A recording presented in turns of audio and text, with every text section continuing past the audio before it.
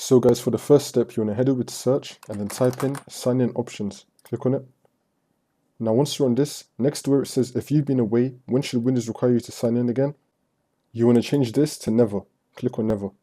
Now for the next step, you want to head over to search and then type in CMD. Then you want to run it as administrator. And then click on yes. Now once you're on this, you want to copy and paste the command, which I'll leave down below in the description. So just copy this and then paste it right here and then click on enter. And now you want to restart your computer. Now once you've restarted Windows, you want to head over to search and then you want to type in NETPLWIZ. Click on enter. And now once you're on this, it's going to say to you, users must enter a username and password to use this computer. You want to untick this and then click on OK. And now once this window pops up, you want to enter in your current password.